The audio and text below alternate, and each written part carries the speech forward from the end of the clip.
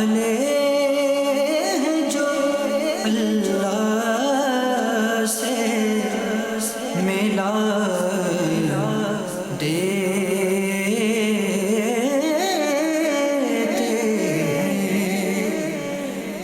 الحمدللہ رب العالمین والصلاة والسلام علی خاتم النبیین اما بعد فاعوذ باللہ من الشیطان الرجیم بسم اللہ الرحمن الرحیم الصلاة والسلام علیک یا رسول اللہ وعلی آلک واصحابک یا حبیب اللہ الصلاة والسلام علیک یا نبی اللہ وعلی آلک واصحابک یا نور اللہ۔ مدنی چینل کے ناظرین، پروگرام ہے اللہ کے دوست، اس میں آپ کو خوش آمدید کہتے ہیں۔ ہمارے ساتھ آپ شامل رہیں گے تو انشاءاللہ العزیز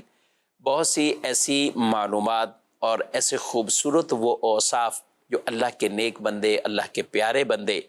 اور جن وجوہات سے رب تبارک و تعالی کیسے لوگوں کو اپنا دوست رکھتا ہے، انہیں پسند فرماتا ہے اور وہ اللہ کے محبوب بندے بن جاتے ہیں، تو انشاءاللہ اس حوالے سے گفتگو ہوگی۔ اور ہمارے ساتھ جو ہمارے مہمان ہیں قبلہ مفتی محمد حسان عطاری صاحب ہیں، آپ کو بھی خوش آمدید کہتے ہیں، اور انہی کے ساتھ مفتی جمیل رضا عطاری ہیں، آپ کو بھی مرحبا کہتے ہیں۔ جزاکم اللہ خیر۔ ہمارے نبی صلی اللہ تعالیٰ علیہ وآلہ وسلم کا فرمان مبارک عظمت علی شان ہے کہ 3 طرح کے وہ اشخاص کہ جنہیں بروز محشر اللہ پاک اپنے عرش کا سایہ عطا فرمائے، ان میں سے پہلا شخص ارشاد فرمایا جو میرے کسی امتی کی پریشانی کو دور کرے، دوسرا وہ جو میری سنت کو زندہ کرے، اور تیسرا وہ جو مجھ پر کثرت سے درود بھیجے۔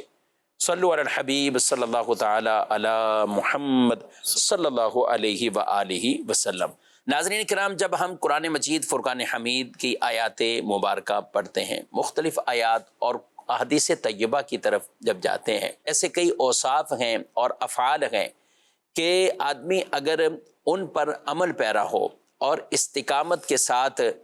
ان پر عمل کرتا رہے تو پھر وہ وقت بھی آتا ہے کہ وہ اللہ کے ان نیک بندوں میں شامل ہو جاتا ہے، گویا کہ وہ ولی اللہ کی صفات اس کے اندر آ جاتی ہیں اور اللہ پاک انہیں یہ مرتبہ بھی عطا فرماتا ہے۔ ہمارے اس پروگرام کے اندر کچھ اولیاء اللہ کی صفات کے اوپر بھی گفتگو کریں گے، اور لیکن چونکہ مہینہ ربیع الاخر کا ہے تو اس میں خاص طور پر حضور سیدی و مرشدی حضور سیدنا غوث اعظم الشیخ عبد القادر جیلانی قدس سرہ ربانی، ان کا ذکر خیر بطور خاص ہوتا ہے، تو آپ کی سیرت مبارکہ پر بھی، آپ کے مواعظ پر بھی، آپ کی مختلف جو تعلیمات ہیں ان پر بھی انشاءاللہ وہ گفتگو کریں گے، اور ساتھ ساتھ وہ صفات جو اولیاء اللہ کی ایک پہچان ہیں اور جن کی وجہ سے اللہ پاک انہیں یہ مقام اور مرتبہ عطا فرماتا ہے، اس نیت کے ساتھ شامل ہے کہ ہم بھی اپنے اندر وہ صفات پیدا کرنے کی کوشش کریں گے۔ مفتی حسان صاحب کی طرف میں بڑھوں گا۔ اولیاء کرام مختلف صفات کے وہ حامل ہوتے ہیں، اور ان کے اندر ایسی وہ کمال کی اور شاندار قسم کی وہ صفات بھی ہیں۔ عہد مسلم دیکھیں، ہم قرآن حدیث پر جب ہم عمل کرتے ہیں اور قرآن حدیث کی تعلیمات کو دیکھیں تو گویا کہ وہ صفات تو بطور خاص ہر آدمی اور ہر مسلمان سے ایک طرح کی مطلوب ہوتی ہیں، لیکن کیا وجہ ہے کہ اللہ کے پیارے بندے ایسی استقامت کے ساتھ ان صفات پر بھی رہتے ہیں کہ آج ماشاءاللہ ہم جب ذکر بھی کریں یا ولیوں کو جب بھی ہم یاد کریں تو بچے کا ذہن حضور غوث پاک حضور شیخ عبد القادر جیلانی قدس سرہ ربانی کی طرف جاتا ہے، اور اللہ پاک نے گویا کہ بچوں کے دلوں میں بھی اور لوگوں کے دلوں میں بھی یہ محبت داخل کی ہے۔ کیا فرماتے ہیں آپ؟ بسم اللہ الرحمن الرحیم۔ یہ بات تو درست ہے کہ ظاہر ہے کہ جو اولیاء ہیں، جب اولیاء کا لفظ بول دیا تو اس سے یہ بات واضح ہو گئی کہ اللہ تبارک و تعالیٰ کے دوستوں کی، نیک بندوں کی، اور ایک جو خاص مقام و مرتبہ ہوتا ہے جس کو ولی کہتے ہیں، ان کی تعداد یہ بہت زیادہ ہے۔ صرف سیدنا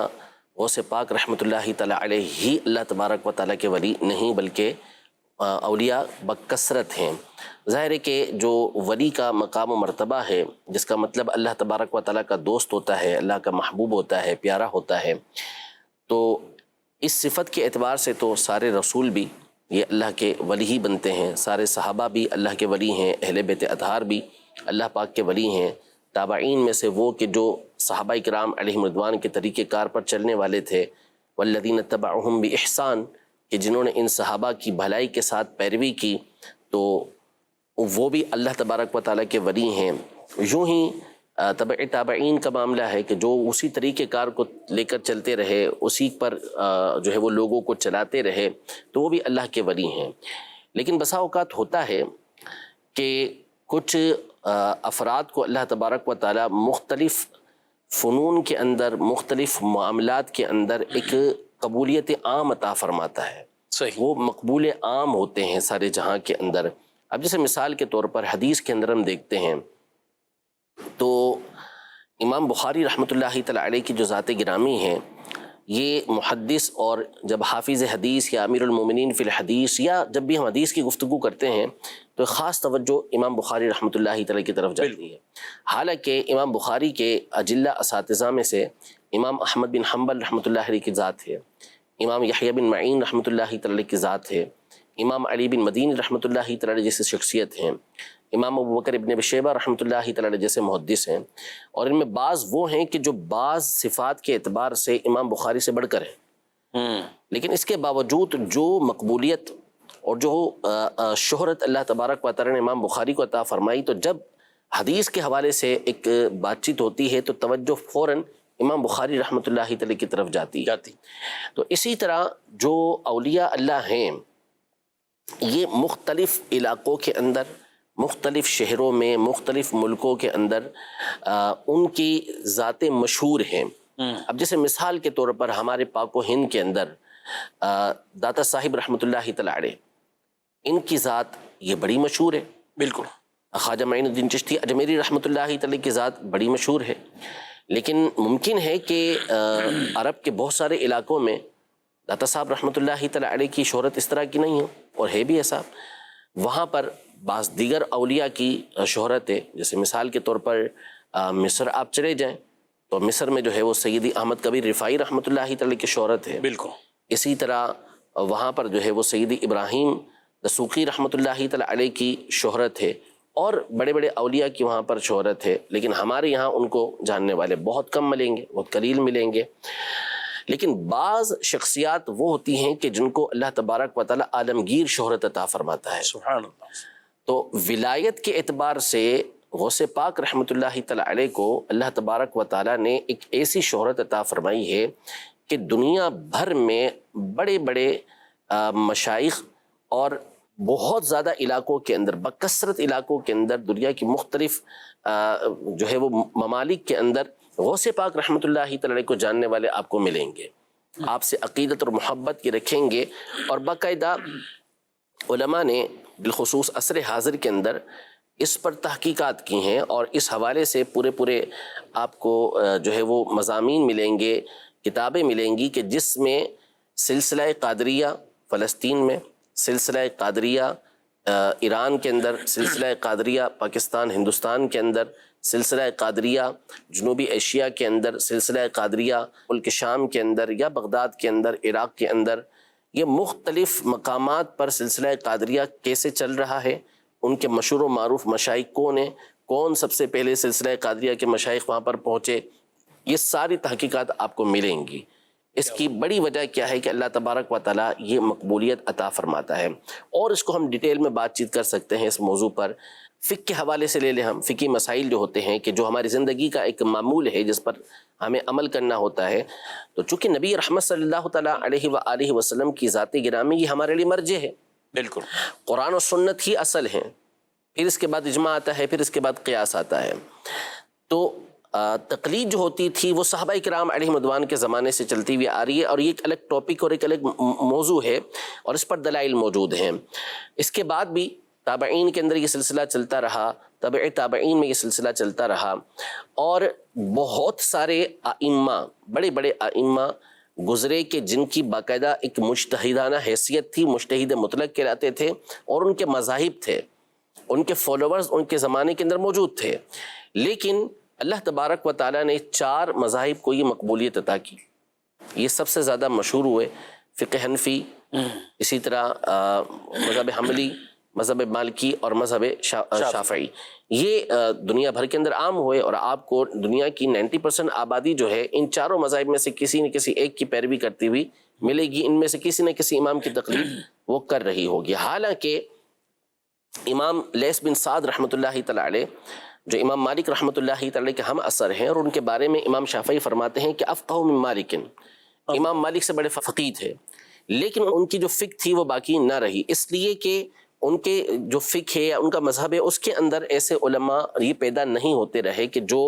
ان کے قواعد اور ضوابط کو مدون کر کے یہ آگے سے آگے چلاتے ہیں۔ یہ اللہ تبارک و تعالی نے ان 4 مذاہب کو مقبولیت عطا کی، باقی اس کے علاوہ آپ کو اور مذاہب اس طرح کے نہیں ملیں گے، اس طرح کی فقہ آپ کو نہیں ملے گی۔ ماشاءاللہ۔ یوں ہی ہم اگر یہ سلسلے دیکھ لیں تو بہت سارے مشائخ کے سلسلے ہیں، اور ہر ایک جو ہے وہ نبی پاک صلی اللہ تعالیٰ علیہ وآلہ وسلم کے طریقہ کار ہی کو فالو کرنے والا ہے۔ تو اس میں مختلف یہ مشائخ کے سلسلے چلتے رہے، لیکن اللہ تبارک و تعالی نے عمومی طور پر جو شہرت عطا کی، بالخصوص جو ہمارا ایریا ہے پاک و ہند کا، اور قریب قریب کے بہت سارے ایریاز ہیں، ان میں ان 4 کو سلسلہ قادریہ، سلسلہ نقشبندیہ، سہروردیہ اور چشتیہ، ان کو شہرت حاصل ہوئی۔ اور عرب ممالک کی طرف آپ چلے جائیں تو وہاں پر قادریہ اور نقشبندیہ سلسلے کو زیادہ شہرت حاصل ہوئی ہے۔ ماشاءاللہ، یعنی سلسلہ قادریہ تو آپ نے بیان کیا کہ عرب میں اور دیگر کئی ایسے ممالک کے اندر، بلکہ میں چاہوں گا آسان صاحب اگر کوئی ایسے ملکوں کے نام کہ جن میں باقاعدہ اس سلسلے کو بھی یہ خاص طور پر شہرت ہے، اور سلسلے کے شہرت کا مطلب یہی ہے کہ اللہ کے پیارے بندے غوث پاک رحمۃ اللہ تعالی علیہ، ان کی شہرت وہاں ہر جگہ ہے۔ جی، ابھی میرے پاس ایک کتاب موجود ہے جو اردن سے شائع ہوئی ہے، اس کی فہرست میں اس کا دوسرا جز جو ہے، یعنی دوسرا حصہ اس کا، یہ خاص اس تحقیق کے اوپر ہے کہ کن کن ممالک کے اندر کس طریقے سے سلسلہ قادریہ پہنچا۔ تو اس میں ایک پوری فہرست ہے۔ سب سے پہلے حرمین شریفین کے اندر سلسلہ قادریہ کے کون کون مشائخ یہ پرانے گزرے ہیں ان کا تذکرہ، یمن، تیونس، الجزائر، اسی طرح مغرب اقصیٰ یعنی یہ جو عرب سے غرب اسلامی کا علاقہ کہلاتا ہے وہ، لیبیا، مصر، شام، لبنان، فلسطین، موریتانیہ، افریقہ اور سوڈان، اسی طرح ترکیہ، ایران، ہندوستان، پاکستان، ایشیا، چین، ملائیشیا، انڈونیشیا، یہ سارے بہت سارے ممالک پر انہوں نے تحقیق و تفصیل بیان کی ہوئی کہ کن کن ممالک میں کون کون بڑے بڑے مشائخ کس زمانے کے اندر سلسلہ قادریہ کے پہنچے، اور پھر ان کا سلسلہ یہ آگے اب تک کیسے چلتا ہوا چل رہا ہے۔ اللہ اکبر، یعنی ان ممالک صرف پاک و ہند نہیں ہے، یعنی جب ایسی بات ہوتی ہے بعض اوقات مزارات کے حوالے سے گفتگو ہو یا مشائخ کے حوالے سے، اولیاء کے حوالے سے، تو کبھی کبھی ایسا تاثر دینے کی کوشش کی جاتی ہے کہ یہ تو بس سلسلہ پاک و ہند میں یا زیادہ کہہ رہے ہیں پاکستان میں، لیکن ایسا شخص واقعی ہی نہ تو وہ علمی طور پر اس کو کوئی معلوم ہوگی اور نہ ہی وہ ایسے ملکوں میں کبھی اس کو بھنک پڑی ہوگی۔ مسئلہ یہ نا سوشل میڈیا کے جہاں اور بہت سارے نقصانات ہیں، کچھ فائدے اس طرح کے بھی ہیں کہ ایک پوسٹ بڑی اچھی چلی تھی، اس میں لکھا ہوا تھا کہ سوشل میڈیا کے آنے سے پہلے یہ کہا جاتا تھا کہ میلاد جو ہے وہ پاک و ہند میں ہی ہوتا ہے۔ جی جی، تو سوشل میڈیا کے آنے کے بعد یہ پتہ چلا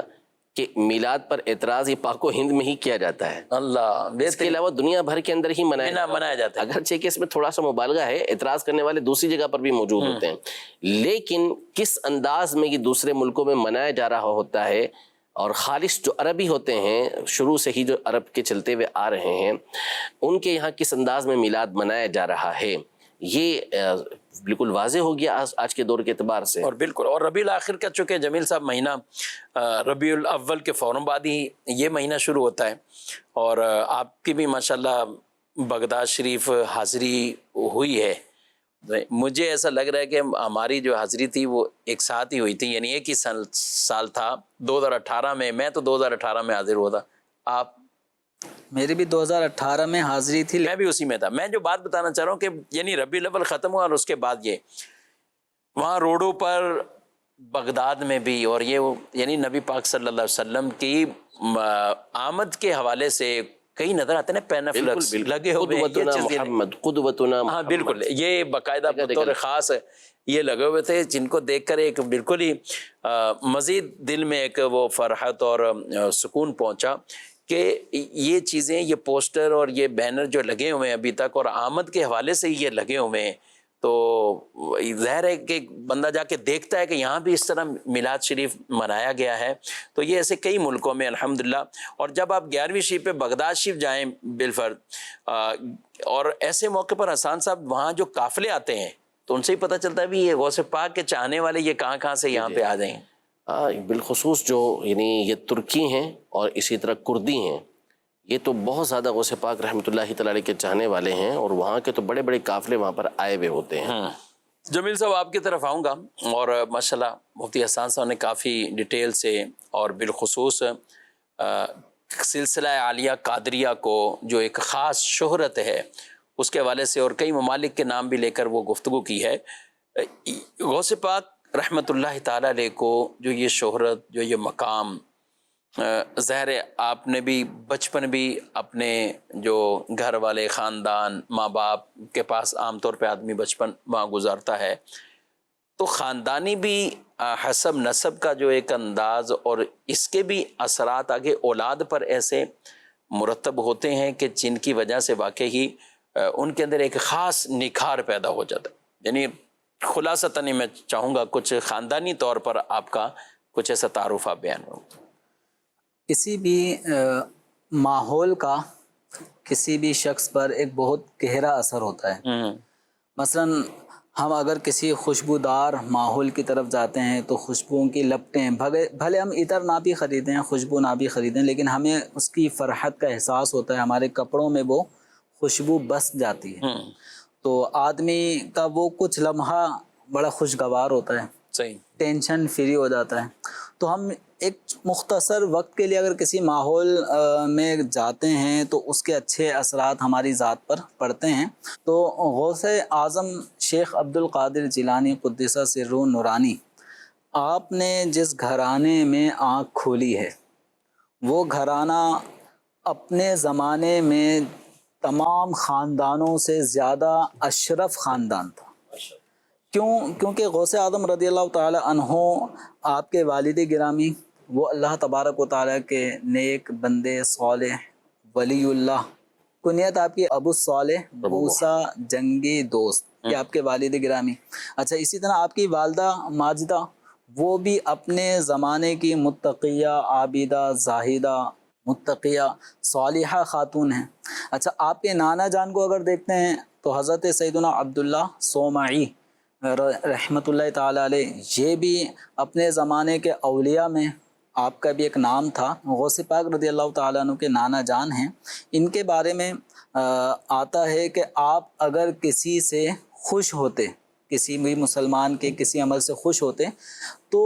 ان کی خوشی سے اس مسلمان کو اللہ تبارک و تعالیٰ کی طرف سے نعمت، رزق، فراوانی، یعنی اس کو خوشحالی مل جایا کرتی. کیا بات ہے. اور اگر کسی بات پر، یقیناً اولیاء بلا وجہ ناراض نہیں ہوتے، اگر کسی ناراضگی کا کوئی سبب ہوتا اور آپ اس سے ناراض ہوتے تو اس آدمی کے لیے ایک آزمائش آ جایا کرتی تھی. اور وہ حضرت سیدنا عبداللہ صومعی جو آپ کے نانا جان ہیں، اللہ تبارک و تعالیٰ نے آپ کو ایسا کشف عطا فرمایا تھا کہ علوم غیبیہ، مستقبل میں ہونے والے واقعات، معاملات، یہ اللہ تبارک و تعالیٰ اپنے اولیاء پر بھی ان رازوں کو منکشف فرما دیتا ہے. تو آپ اس طرح کے اسرار اور غیبیہ امور پر مطلع تھے. تو حضور سیدنا غوث اعظم رضی اللہ تعالیٰ عنہ نے جس گھرانے میں آنکھ کھولی ہے تو وہاں نانا جان وہ بھی اپنے زمانے کے ولی اللہ ہیں، آپ کے والد گرامی وہ بھی ولی اللہ ہیں، آپ کی والدہ، حتیٰ کہ حضور سیدنا غوث پاک رحمۃ اللہ تعالیٰ علیہ، آپ کی جو پھوپھی جان ہیں رحمۃ اللہ تعالیٰ علیہا، آپ بھی اپنے زمانے کی اولیاء جو خواتین ہیں ان میں آپ کا بڑا عرف اور اعلیٰ مقام تھا. ایک مرتبہ ایسا ہوا کہ حضور سیدنا غوث اعظم رحمۃ اللہ تعالیٰ علیہ کے زمانے میں قحط پڑنا شروع ہو گیا. تو لوگوں نے سیدہ عائشہ جو حضور غوث پاک رحمۃ اللہ علیہ کی پھوپھی جان ہیں، ان کی بارگاہ میں عرض کیا کہ قحط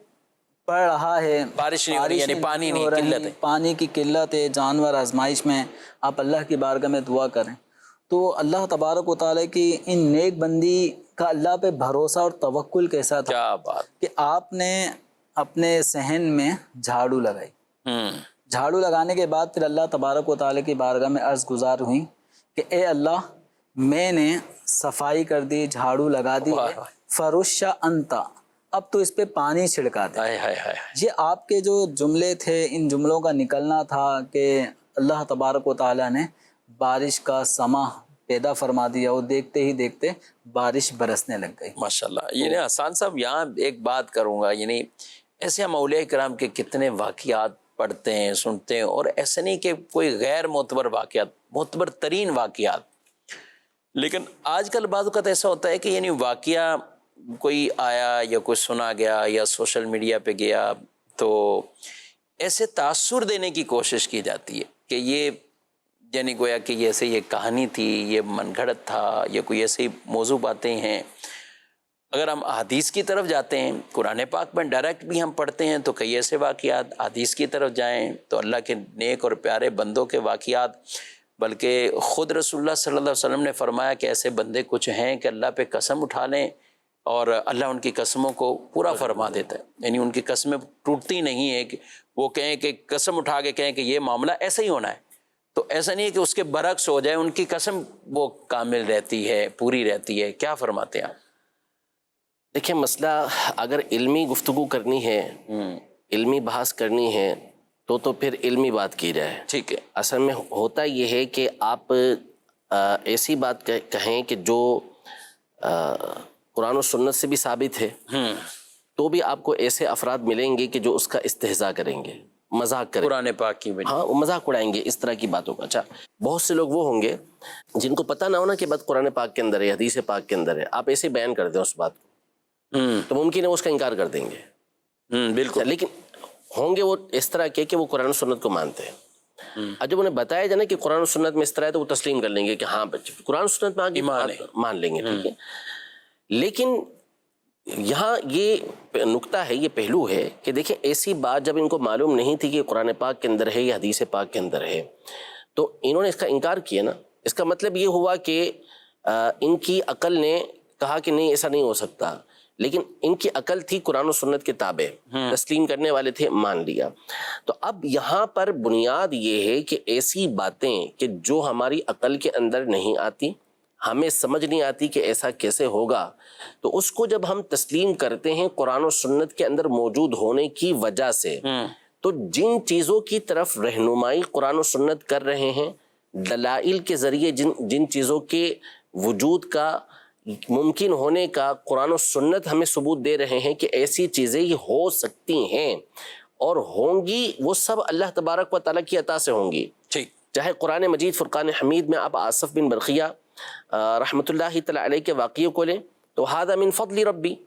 وہ اللہ کے فضل سے، میرے رب کے فضل سے وہ بھی. یا آپ حضرت مریم رضی اللہ تعالیٰ عنہا کے واقعے کو لیں تو وہ کیا ہے کہ قالت هو من عند اللہ، یہ اللہ کی طرف سے. ان اللہ یرزق من یشاء بغیر حساب، اللہ جس کو چاہتا ہے بے حساب اس کو رزق دیتا ہے اللہ تبارک و تعالیٰ. تو اس کا مطلب یہ ہوا کہ عمومی طور پر اس طرح کے واقعات جو ہوتے ہیں وہ ہوتے ہی ایسے ہیں کہ جو نہیں ہوتے جبھی تو وہ کرامت بنتے ہیں. صحیح. ہاں اگر وہ ایسے ہونا کہ جن کا ٹکراؤ قرآن و سنت کے ساتھ ہوتا ہو تو پھر ہم کہیں گے کہ جی یہ ہم بھی تسلیم نہیں کریں گے. ظاہر ہے کہ پھر وہ کرامت ہے ہی نہیں، وہ بات ہی جھوٹی ہے، وہ غلط ہے. اور ایسی چیزوں کا رد ہمارے علماء کرتے ہوئے آئے ہیں. خود ہمارے امام اہل سنت رحمۃ اللہ تعالی نے فتاوی رضویہ میں غوث پاک کی طرف منسوب کرامت پہ گفتگو کی اور بیان کیا اس بات کو کہ وہ سوال کیا گیا، 2 کرامتوں کے بارے میں سوال کیا گیا. اس میں سے ایک کرامت یہ تھی کہ کسی لڑکے کا انتقال ہو گیا تو اس کی روح نکل گئی اس کے جسم سے، اسرائیل علیہ السلام نے اس کی روح نکال لی تو اس کی ماں روتے ہوئے پہنچی تو حضور غوث پاک رحمۃ اللہ تعالی علیہ نے حضرت اسرائیل علیہ السلام سے بات چیت کی. وہ آسمانوں پر تھے یا جہاں بھی تھے، ان کے ہاتھ میں روحوں کا تھیلا تھا. تو واقعے کے اندر یہ بیان کیا گیا کہ انہوں نے ان سے روح کا تھیلا چھین لیا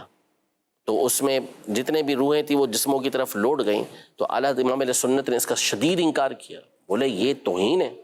حضرت اسرائیل علیہ السلام کی، اور حضرت اسرائیل علیہ السلام نے ملک الموت جو ہیں یہ بالاتفاق غوث پاک رحمۃ اللہ تعالی سے افضل ہیں.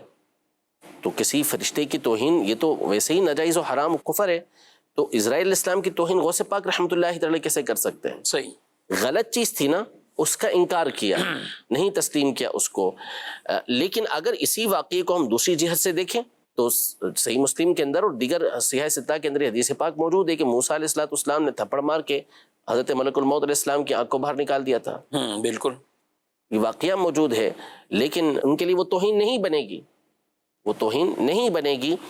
مسئلہ یہ ہے کہ جو چیز خلاف شرع ہوگی اس کا ہمارے علماء نے رد کیا، بالکل ہمارے علماء نے منع فرمایا کہ یہ ہے ہی نہیں۔ دوسرا یہ کہ اگر کوئی واقعہ ایسا ہے کہ جو خلاف شرع نہیں ہے لیکن اس کا کچھ ثبوت ہی نہیں ہے، نہ لوگوں کے اندر وہ معروف ہے، تو ہمارے علماء نے فرمایا کہ نہ کسی مستند کتاب کے اندر موجود، نہ ہی یہ زبان زد عام ہے۔ ایک ہوتا ہے کہ لوگوں میں مشہور ہے اور خلاف شرع اس کے اندر کوئی بات نہیں، تو اس کو تسلیم کر لیا جاتا ہے کہ ٹھیک ہے، اس سے کوئی حکم شرع تو ثابت نہیں ہو رہا نا، آپ کے اوپر کوئی چیز تو لازم نہیں قرار دی جا رہی، آپ کا کوئی عقیدہ تو اس سے نہیں ثابت کیا جا رہا، ایک فضیلت کی بات ہے کسی ولی اللہ کی تو وہ اس کے ذریعے سے بیان کی جا رہی ہے اور وہ خلاف شرع ہے نہیں، تو اس کو بیان کرنے کے اندر کوئی حرج نہیں ہے، جبکہ لوگوں کے درمیان وہ مشہور ہو، بعض اوقات اس کا سراغ نہیں ملتا۔ ہاں اگر وہ لوگوں کے درمیان معروف بھی نہیں ہے، کسی کتاب کے اندر بھی وہ نہیں ملتی، تو پھر ہمارے علماء اس کا رد کر دیتے ہیں۔ جیسے مثال کے طور پر مشہور واقعہ ہے غوث پاک رحمۃ اللہ تعالی کے دھوبی کے حوالے سے بیان کیا گیا، لیکن ہمارے علماء نے رد کیا اس کا، ایسا کوئی واقعہ نہیں ہے، کوئی اس کا ثبوت نہیں ہے۔ تو ہمارے جو اسلاف ہیں باقاعدہ فتاویٰ دیے، بالکل فتاویٰ، اس کے اوپر فتاویٰ دیے، بالکل اس شریف الامجدی صاحب رحمۃ اللہ علیہ کا فتویٰ ہے، مفتی جلال الدین امجدی صاحب رحمۃ اللہ تعالی کا فتویٰ ہے۔ اچھا، اب جن چیزوں پہ ہمارے علماء باقاعدہ فتویٰ بھی دیتے ہیں اور اس کو منع کرتے ہیں کہ بھئی ایسا کوئی واقعہ نہیں ہے، اگر کہیں کسی عام کہیں لٹریچر میں رسائل میں آ گیا تو اس کی اصل ثابت نہیں، اب اس کو بنیاد بنا کر اصل سلسلہ قادریہ پر معاذ اللہ بات کرنا، یا اللہ کے یہ نیک بندے پیارے بندے شیخ عبد القادر جیلانی ان کے اوپر ایسی باتیں کرنا۔ دیکھیں مسئلہ یہ، بس پچھلے دنوں میں نے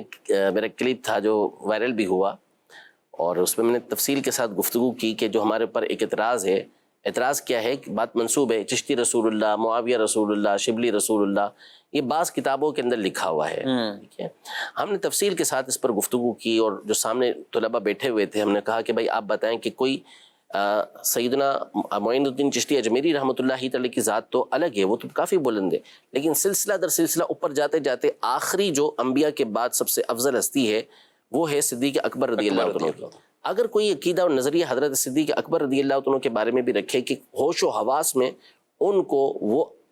نبی مانے یا رسول مانے تو اس کا حکم کیا ہے، تو بلا کسی تردد کے تمام کے تمام نے یہ جواب دیا کہ وہ دائرہ اسلام سے خارج ہے۔ اچھا، یہی جب ہم نے ختم نبوت کا کورس کروایا مسجد کے اندر تو وہاں پر بھی اس اعتراض کا جواب دیا اور عام لوگ سامنے بیٹھے تھے، ان سے بھی یہ بات پوچھی تو سب کی زبان سے ایک ہی کلمہ تھا کہ بہوش و حواس جو یہ جملہ کہے گا وہ کیا ہے، دائرہ اسلام سے خارج ہے۔ اب یہ بات سب کو معلوم ہے، ہر منصف مزاج، ہر علم رکھنے والا یہ بات جانتا ہے، اسی لیے اس کو طرح طرح کی اس کے بارے میں جو ہے وہ تعویلات کرنا پڑتی ہیں، کبھی کچھ کرنا پڑتا ہے، کبھی کچھ کرنا پڑتا ہے، کبھی کچھ کہنا پڑتا ہے، کبھی کچھ کہنا پڑتا ہے۔ یہ بات بالکل واضح ہے کہ ہمارے اسلاف کی طرف یہ باتیں منسوب کر کے کتابوں میں موجود ہوئیں، لیکن وہاں پر ہوا یہ کہ بعض کتابوں میں تو یہ واقعہ ہی ایسی کتابوں میں لکھا ہوا تھا کہ جو کتابیں ہی غیر معتبر ہیں، جب بعض کتابوں میں جو معتبر کتابیں بھی ہیں اس کے اندر اگر لکھا ہوا بھی تھا تو اول تو اس بات کی تحقیق نہیں تھی کہ واقعی مصنف نے لکھا یا بعد میں اس کو شامل کر دیا گیا۔ صحیح۔ دوسرا یہ کہ انہوں نے وہاں پر جو گفتگو کی وہ گفتگو یہ کی کہ اگر ایسا جملہ بولا بھی گیا تو اس وقت وہ ہوش میں نہیں تھے، حال کی کیفیت میں تھے، جس کی وجہ سے یہ جملہ ان کی زبان سے نکلا، ورنہ یہی جملے تو پچھلے جو ہے وہ بزرگوں کے بارے میں بھی کہے گئے، ان کی طرف بھی یہ باتیں منسوب کی گئیں، لیکن ساری من گھڑت ہیں۔ اب یہاں چونکہ خواجہ صاحب رحمۃ اللہ تعالی علیہ مشہور تھے تو ان کی طرف یہ بات منسوب کر دی گئی اور اس پر گفتگو کی گئی، لیکن باوجود معلوم ہونے کے کہ یہ بات ہمارے علماء اس کا رد کر چکے ہیں، اور اگر کسی مقام پہ گفتگو کی بھی ہے مباحثے کے اندر تو یہ بتایا گیا کہ اول تو ہم اس کو تسلیم نہیں کرتے، اور تسلیم کریں بھی تو یہاں پہ لکھا ہوا ہے کہ وہ ہوش میں نہیں تھے، وہ وجد کی کیفیت میں تھے، وہ اپنی عقل اس وقت موجود نہیں تھی، ان کی گم ہو چکی عقل،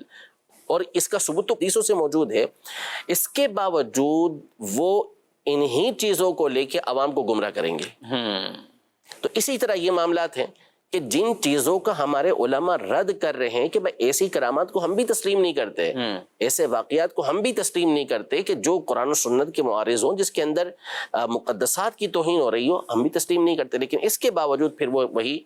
عوام کو گمراہ کرنے کے لیے چیزیں ان کے سامنے شو کرتے رہتے ہیں۔ عوام کو تو نیک لوگوں اور اولیاء کے قریب کرنا چاہیے، اور ہمارے اسلاف کا ہمیشہ سے جمیل صاحب یہ انداز طریقہ رہا ہے، اور اس کی بھی جب ایک عام اچھی صحبت ہے، ہر انسان آج چاہتا ہے میری اولادیں اچھے لوگوں کے ساتھ، اچھے بچوں کے ساتھ، اچھی صحبت والوں کے ساتھ ہی رہیں، یہ ایک خوبصورت وصف ہے، اور قرآن مجید فرقان حمید تو یہ بیان فرما رہا ہے، یا ایھا الذین آمنوا اتقوا اللہ وکونوا مع الصادقین، اے ایمان والو اللہ سے ڈرو اور سچوں کے ساتھ ہو جاؤ۔ اور سچائی، صدق، یہ ایسا وصف ہے کہ سچے لوگوں کو اللہ پسند فرماتا ہے، اللہ انہیں دوست رکھتا ہے۔ اور صدق والا یعنی سچائی، آدمی بولتا رہتا ہے، بولتا رہتا ہے، بولتا رہتا ہے سچا، یہاں تک کہ وہ اللہ کے نزدیک صدیق لکھ دیا جاتا ہے کہ وہ بہت زیادہ سچا ہے۔ کیا فرماتے ہیں آپ اس میں؟ بالکل، یہ صحبت کا اثر ہے، تو ہم اچھے لوگوں کی صحبت میں بیٹھیں گے، اس کے اثرات ہماری ذات پہ مرتب ہوں گے، تو یقیناً ہر آدمی چاہے گا کہ میرا بچہ، میری اولاد نیک لوگوں کی صحبت میں بیٹھے۔ تو اولیاء کرام تو نیک لوگوں کے گویا امام ہوا کرتے ہیں۔ اگر ہم دیکھیں تو ہم جو ایک دعا اللہ تبارک و تعالیٰ نے سورہ فرقان کے آخر میں اپنے نیک بندوں کے حوالے سے جو ایک تعلیم ارشاد فرمائی ہے کہ وہ اللہ تعالیٰ کے بندے ایک دعا کرتے ہیں، وہ دعا کیا کرتے ہیں؟ ربنا ھب لنا من ازواجنا وذریاتنا قرۃ اعین واجعلنا للمتقین اماما۔ تو یہاں پر جو کہ اے اللہ ہماری بیویوں کے ذریعے، ہماری اولاد کے ذریعے ہمیں آنکھوں کی ٹھنڈک عطا فرما اور ہمیں متقیوں کے لیے امام بنا۔ تو یہاں پر لفظ امام کی دو توجیحات مفسرین کرام نے بیان فرمائی ہیں کہ وجعلنا للمتقین اماما، ہمیں متقین کا امام بنا۔ ایک امام وہ ہوتا ہے جو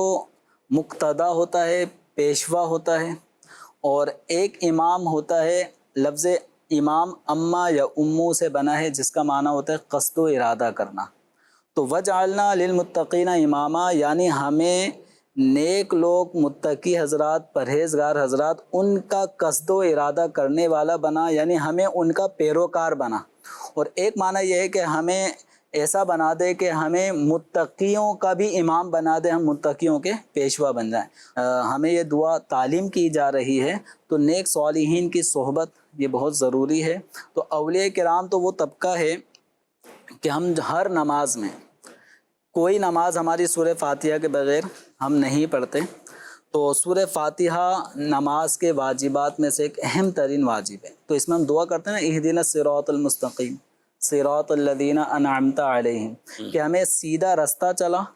رستہ سیدھا کس کا ہے؟ خود قرآن اس کی صراط مستقیم کی تفسیر کر رہا ہے کہ سیدھا رستہ ان لوگوں کا ہے کہ جن پر اے اللہ تیرا انعام ہوا، تو تیرے انعام یافتہ لوگوں کا طریقہ جو سیدھا طریقہ ہے، یا اللہ ہمیں اس رستے پر چلا۔ انعام یافتہ ہستیوں کے رستے پہ چلنے کی ہم دعا کر رہے ہیں، تو انعام یافتہ ہستیوں کے رستے پہ چلنے کا مطلب کیا ہے؟ ان کے طریقے کو اپنائیں۔ بالکل۔ اب ان کے طریقے کو اپنانے کا مطلب کیا ہے کہ اگر آج وہ ہستیاں ہمارے زمانے میں ہوں، اب وہ اس صورت میں کیا ہیں کہ صالحین ہوں گے، نیک لوگ ہوں گے، تو ہمیں ان کے قریب جانے کا حکم ہے، ہمیں ان کے رستے پہ چلنا ہے۔ تو وَاتَّبِعْ سَبِيلَ مَنْ أَنَابَ إِلَيَّ، اللہ تعالیٰ فرماتا ہے کہ اس کے پیچھے پیچھے چلے آؤ کہ جس کی توجہ میری طرف ہے، جو میری طرف لو لگایا ہوا ہے، اس کے پیچھے پیچھے چلے آؤ۔ تو اللہ تبارک و تعالیٰ کے نیک بندے اللہ کی طرف لو لگانے والے ہوتے ہیں، تو ہمیں ان کی پیروی کرنے کا خود قرآن حکم دے۔ یعنی ہمیں قرآن حدیث کہہ رہے کہ اللہ کے جو پیارے بندے ہیں ان کی صحبت اختیار کرو، ان کی پیروی کرو، ان کے انداز اور طریقہ کار اپنی ذات کے اندر ایسے نافذ کرو۔ اور کیسے وہ بد نصیب ہو گئے کہ جو اللہ کے نیک بندوں سے ہی روک رہے ہوتے ہیں اور ان کے بارے میں معاذ اللہ بدظن کر رہے ہوتے ہیں، یا ان کے بارے میں کچھ ایسی کمزور باتیں کر رہے ہوتے ہیں۔ ایمان والوں کا تو یہ انداز نہیں۔ ایمان والے تو قرآن پاک میں حسان صاحب اللہ پاک نے ان لوگوں کی جو مدح فرمائی اور مقام مدح پہ ذکر کیا کہ جو اپنے سے پہلے لوگ ایمان سے سبقت لے گئے، ان کے لیے تو وہ مغفرت کی دعا مانگتے ہیں اللہ کی بارگاہ میں۔ ایک عام مسلمانوں کا جو ایمان والوں کا انداز ہے وہ تو یہ ہے۔ اب وہ کیسی بد نصیبی ہے کہ جو اسلاف کے بارے میں اور جو ایسے نیک لوگوں کے بارے میں غلط کومنٹس پاس کر کے اور لوگوں کو اس راہ سے دور کرنے والے۔ واضح قرآن و سنت کی تعلیمات کے خلاف ہے بالکل، اور جو طریقہ کار ہے اہل اسلام کا وہی ہے۔ اس طرح کے جملے گھٹیا انداز میں بولنا اور پھر ان کا انداز تحقیر کے ساتھ کرنا، اور پھر اس کے بعد اس طرح جو ہے وہ گفتگو کرنا کہ مقابلے میں لے کر آنا کہ یہ ولی اللہ، چونکہ عام طور پہ ہم جب بولتے ہیں تو تصور جو ہے وہ تابعین کے بعد کے جو افراد ہیں ان کی طرف جاتا ہے. بالکل. تو پھر ان کو یہ مقابلے میں لے کے آتے ہیں صحابہ اہل بیت تابعین کے کہ جی ان کے مقابلے میں ہم یہ آ کے گفتگو کر رہے ہیں، یا پھر اس کے بعد جو ہے وہ کسی مخصوص ہستی کا نام لکھیں گے کہ نہیں ہم نے ان کو تو برا بھلا نہیں کہا. لیکن آپ جو اپنے جملوں کے ذریعے لوگوں کو تاثر دے رہے ہیں اور لوگوں کی تربیت کر رہے ہیں، وہ تو واضح طور پر آپ متنفر ہی کر رہے ہیں نا. اگر آپ کہتے ہیں کہ نہیں جی ہم ان باتوں سے متنفر کرنا چاہتے ہیں کہ جو شریعت مطہرہ کے خلاف ہیں، تو بھائی آپ وہ باتیں دکھائیں نا، اور وہ باتیں دکھا کے آپ پھر اس شخصیت کے بارے میں بتائیں کہ کیا حکم ہوگا. وہ بھی بیان نہیں کر پائیں گے کہ خاص اس شخصیت کے اوپر کیا حکم لگے گا. لیکن آپ اس کے برعکس جو انداز اپناتے ہیں، آپ اس کے برعکس جو لوگوں کے سامنے واضح کرتے ہیں، وہ مطلقاً آپ نے پہلے اولیاء کے خلاف جو ہے وہ لوگوں کو کرنا شروع کیا، پھر صحابہ کے بارے میں گفتگو کرنا شروع کر دی، طرح طرح کی باتیں. اور پھر بعض اوقات تو نعوذ باللہ ایسے لوگ وہ ہوتے ہیں کہ جو انبیاء کے بارے میں بھی ہلکے کلمات کیے جاتے ہیں، لیکن ہوگا کہ وہ تقابل کریں گے. یعنی جس طرح بعض طبقات جو ہیں وہ اہل بیت اطہار کا نام لے کے صحابہ کی توہین کو لیتے ہیں، اس کے پردے میں گفتگو کرتے ہیں، اسی طرح بعض لوگ جو ہے وہ اللہ تبارک و تعالیٰ کی ذات کو سامنے رکھتے ہوئے انبیاء کے بارے میں اس طرح کی گفتگو کرتے ہیں. اور ایسا ہے، اور ان کو شاید زیادہ وساوس آ جاتے ہیں کہ یہ شرک ہے اور یہ فلاں شرک ہے اور یہ فلاں شرک. کو پھر اس کے بعد وہ سمجھتے ہیں کہ گویا کہ ہم اللہ تبارک و تعالیٰ کی توحید و بڑائی کو بیان کر رہے ہیں، حالانکہ توحید بیان کرنا یہ تو انبیاء کا طریقہ کار و بنیاد ہے. ظاہر سی بات ہے کہ توحید کے بغیر کیا ہے، کچھ بھی نہیں ہے. اور انبیاء کی بعثت اسی کے لیے ہوئی ہے، سارے انبیاء بھیجے اسی لیے گئے ہیں، سب کی طرف وحی یہ کی گئی ہے کہ انہوں نے اعلان کرنا ہے کہ اللہ کے سوا کوئی عبادت کے لائق نہیں ہے. تو وہ بیان کرنے کا مطلب ہرگز یہ نہیں ہوتا کہ آپ کسی اور کی توہین کریں. تعریف بیان کی جائے، توحید بیان کی جائے، یہ تو مقصد ایمان ہے، یہ تو مسلمان کی زندگی کا مقصد ہے. لیکن اس کا مطلب ہرگز نہیں کہ آپ اس تقابل کرتے ہوئے، مقابلہ کرتے ہوئے آپ جو شخصیات ہیں، جو مقدسات ہیں، ان کی توہین کرنا شروع کر دیں. ماشاءاللہ بہت خوبصورت ناظرین کرام یہ گفتگو رہی ہے. دیکھیں ناظرین کرام، سوشل میڈیا کا دور ہے، الیکٹرانک، اور یہ اسکرینیں ہمارے پاس، ہمارے ہاتھوں میں، ہمارے گھروں میں، ہر کوئی آزادانہ دیکھ رہا ہوتا ہے جو دل چاہے. میں کہوں گا صرف اور صرف اس کی گفتگو سنیں جس کی گفتگو سننے کے بعد آپ کے دلوں میں نبی رحمت صلی اللہ علیہ وسلم کی مزید عظمت پیدا ہو جائے. ایسا نہ لگے کہ رسول اللہ صلی اللہ علیہ وسلم کا تعارف بھی یوں کہ وہ بھی ایک عام لوگوں کی طرح ایک عام انسان تھے، بشر تھے، انسان تھے، مگر خیر بشر تھے اور افضل ترین بشر تھے، تمام رسولوں سے افضل اور اعلیٰ تھے. تو جس کی گفتگو سے دلوں میں یہ عظمت پیدا ہو، جن کی گفتگو سے دلوں میں صحابہ اور اہل بیت اطہار کی عظمت پیدا ہو جائے، جن کی گفتگو سے اللہ کے نیک بندے، اللہ کے پیارے اور اللہ کے دوستوں کا دلوں میں احترام اور ادب داخل ہو جائے، تو ان کی گفتگو کو اپنا آئیڈیل بنا لیجئے اور صرف انہی علماء اہل سنت کی ہی گفتگو آپ سنیں گے. بدری چینل پر رہیں گے تو انشاءاللہ آپ کو ایسی پیاری پیاری باتیں یہ سیکھنے سمجھنے کو بھی ملیں گی. اور بطور خاص یہ جو راتیں ہیں تو ان میں قبلہ شیخ طریقت امیر اہل سنت دامت برکاتہم العالیہ خصوصی طور پر مدنی مذاکرے کی صورت میں آپ علم کی باتیں بھی، حکمت کی باتیں بھی، بڑے مفید اعلیٰ ترین مشورے بھی، اور سب سے بنیادی جو بات ہے نا عقیدے کے اوپر جو تسلب، عقیدے پہ جو پختگی، یہ آپ کو شیخ طریقت امیر اہل سنت دامت برکاتہم العالیہ کی گفتگو سے، انداز سے، ان کی صحبت سے انشاءاللہ یہ ضرور سیکھنے کو ملے گا. اللہ پاک ہم سب کو اپنے نیک بندے اور پیارے بندوں کی معیت اور صحبت عطا فرمائے، دنیا میں بھی عطا فرمائے اور آخرت میں بھی ہمیں ان کی معیت عطا فرمائے. آمین بجاہ النبی الامین صلی اللہ علیہ وآلہ وسلم. جو اللہ سے ملا